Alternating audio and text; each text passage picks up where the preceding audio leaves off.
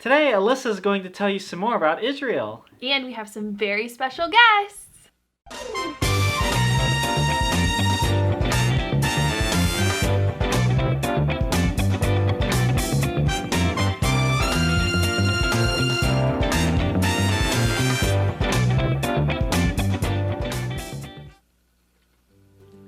Hello, everybody. It is time for week 46 of Around the World with Joshua and Alyssa.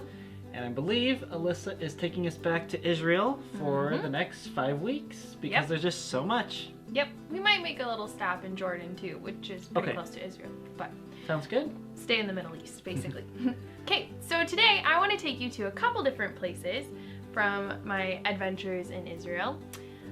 We went to this place called Genesis Land, and basically it was like the idea that you could experience a little bit of what it would have been like for Abraham during the time when God called him out from his homeland and called him to a new land. Nice. So Abraham would have had to travel to get to his new land, wherever God called him, and he probably traveled by camel. So they wanted us to get the full experience. So where our bus stopped, we had to get on these camels to get down to where we were going to meet the person pretending to be Abraham. Have you ever gotten on a camel before, though? No, but it looks like you're at a rodeo. So their knees can bend forward, so like their feet go backwards. So when they stand up, it's like the weirdest feeling ever because you their back legs go up first, so then you're leaning way far back, and then their front legs stand up. But they're very sturdy animals. Like, it's not the same as riding a horse, but pretty fun experience.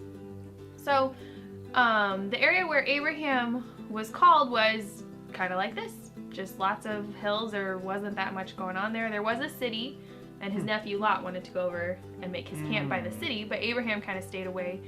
But God blessed Abraham and took care of him. So when we got to this place, they wanted us to kind of experience what it'd be like for people who visited Abraham. And since he was like a nomad, that meant he traveled around all the time. His house was probably a tent. So he invited us to come to his tent.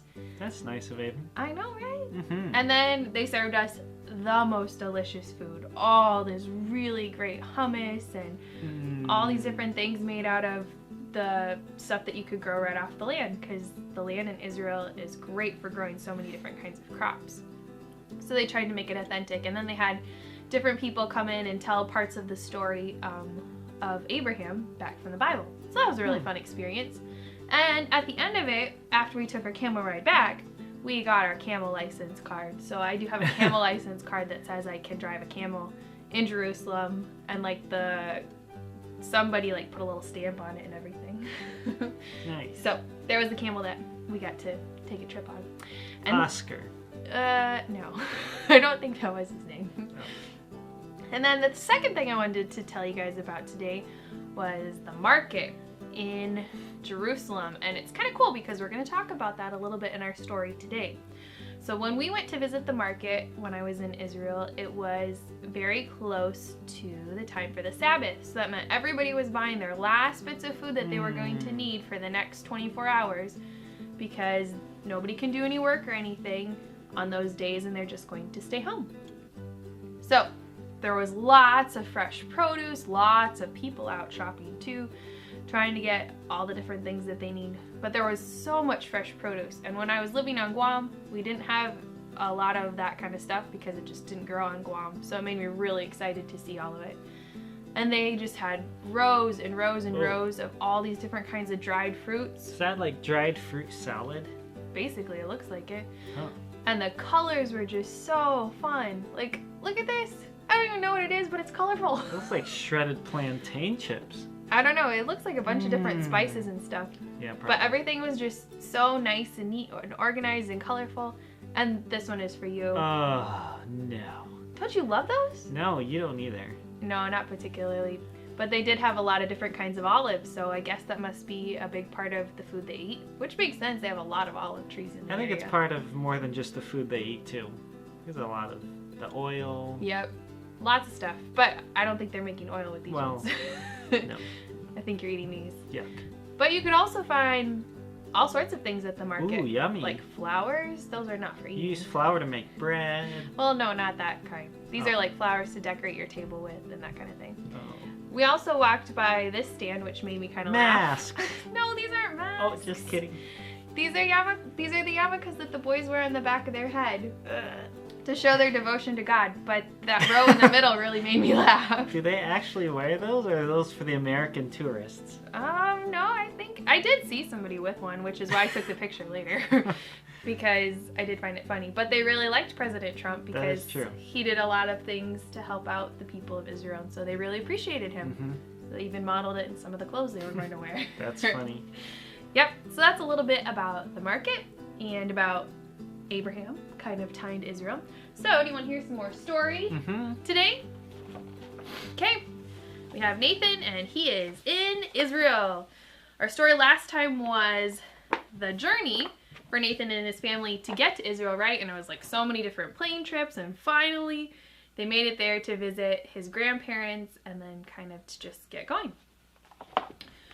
Well, when Nathan woke up, he was rubbing all the sleep out of his eyes and thinking, oh, it felt so good to have all that rest. And when he pulled back the curtain, his parents were already awake, and his grandparents, and they smiled and asked him if he wanted some lunch. And Nathan said, but I didn't eat breakfast yet. And they all laughed.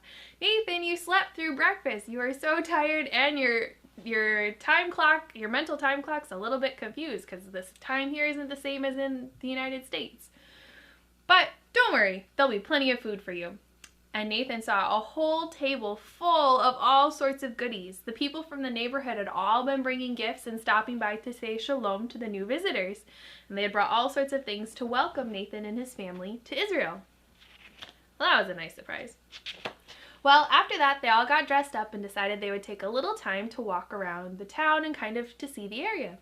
So Nathan's grandparents showed them around some of the close little shops and things that they could go to right nearby their house. And one of the places they went to was a rabbi's shop. And in the rabbi's shop, he had all sorts of little trinkets and goodies and things that people could buy and look at.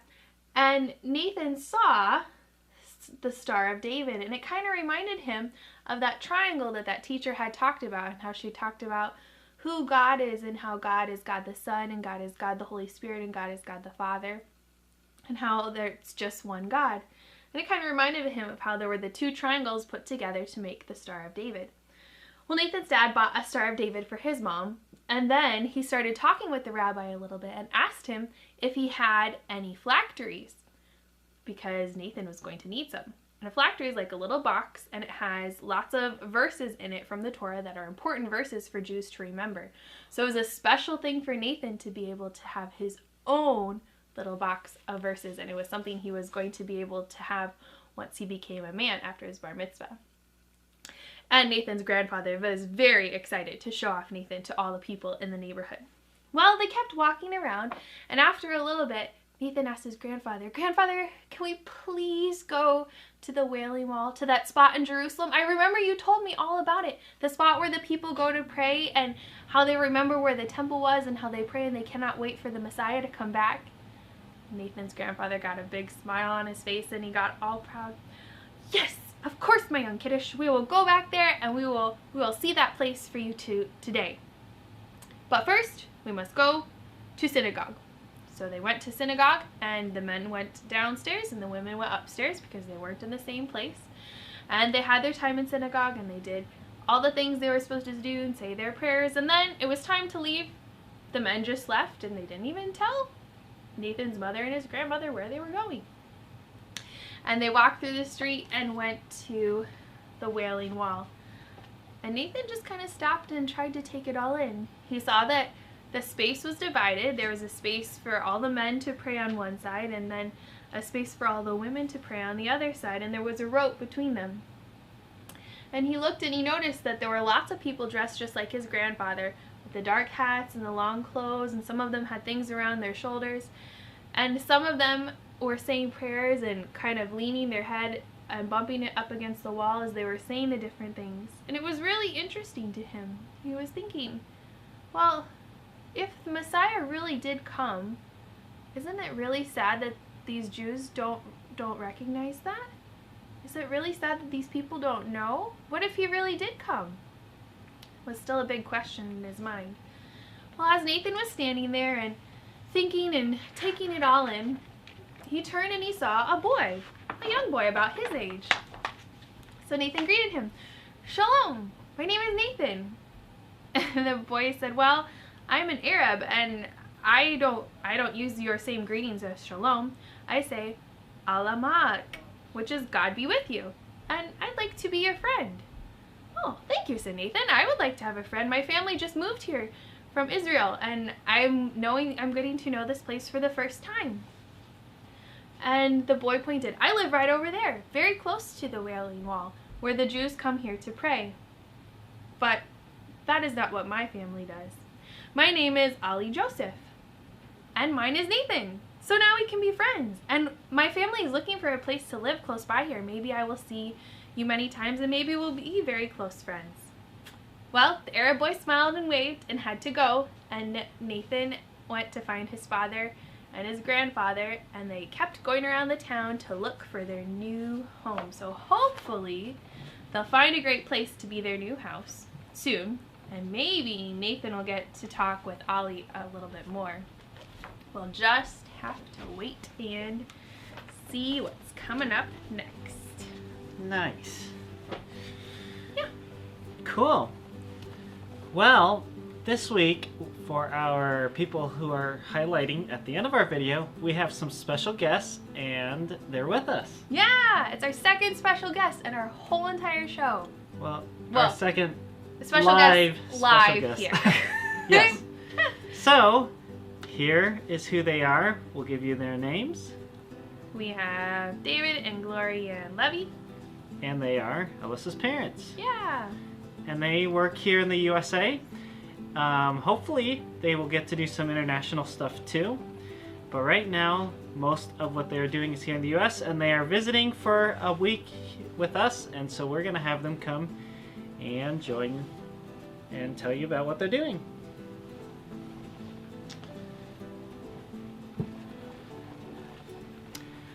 This is so exciting. We actually get to be on Joshua and Alyssa's. I guess we're not the first one. Oh, well, The second one. but this is so exciting. It is exciting. And we want to share with you how God is using us. As you can see on the picture, see that big long green table, and it has the words good soil, evangelism, and discipleship. It's not really about dirt. No, it's not about dirt. It's about helping people grow to understand who God is. and who the person and work of Jesus Christ is. And so that's what we do. We work underneath ABWE, which is a mission agency out in Pennsylvania. And that's where we live. It's actually a long ways away. It is a long ways away. Minnesota. But we do some traveling, and we want to share with people about how they can learn about doing the good soil principles. Yeah. So who's this guy, or what you doing? So I am standing by our table display, in which we have a number of our materials there for people to pick up. There's materials that are not only for adults, but there's materials for children as well. And so we have the story of hope, which helps a person understand what the Bible is all about. And so I'm there chatting with my friend Everett, and we're just talking about what God is doing in our lives and sharing together with Him. Well, before we went to Good Soil, we had the opportunity to share with other people in our church. And we want to show you a picture of two ladies. And these ladies, the first one is Andrea. She's in the gray sweater. And the other one is Liz. She's in the plaid. And Andrea and her family, the Nelson family, did the story of hope with Dave. And you know what? Their family just really enjoyed getting into the Word of God and understanding God's redemptive plan. And you know, we want to help people not only to become a disciple of Jesus Christ, but to be a disciple maker. And that's where Andrea comes in. Andrea took the story of hope to work with her, and she kept telling Liz, hey, this is what we learned in our Bible study this week. And then she took the story to Liz, and Liz did the story of hope, and Liz placed her faith and trust in Jesus Christ. Which is really exciting. It is. This is very exciting because this is what we want to be about. We love to do the story of hope, as I got to do the story of hope with the Nelson family, but what's even more exciting is now to see Andrea doing this with Liz, and now Liz is really concerned for her husband and her mom, and that's what we want to see happen. And so that's what we do. We're going around and encouraging people, training people in understanding how to do evangelism and discipleship, and then how to use these tools. So do you have pictures for doing your training? Ah, yes. Nice glasses in that one. Yes. Well, what was going on here? We were talking about what's called worldview noise. And we said, well, what does that mean? Well, basically what that means is when we're talking to somebody who is not a Christian, and they might think a lot different than we do. And so I put your glasses on, and to illustrate the fact that when we put another put of glasses on, we're seeing things differently. And so if we start to think like our friend or our family member that doesn't know Jesus, and we start to try to think like them, and we realize, oh, they see things differently, and I need to take time to understand them before I start to explain who God is and who Jesus is. So in this picture, you're actually at a church. We're at a church Right. in Minnesota, and we had a group of people, and we were training them. And so what we do is we do fun, interactive learning, and it's So not we're all... not just lecturing. Yeah, it's not boring. So you can see the people sitting in the chairs and the people with their books, and they're talking, and we put sticky notes, and we just have so much fun as we're helping people understand about how can they reach their neighbor, how can they build redemptive relationships with their neighbor. So this last picture here, it says big idea.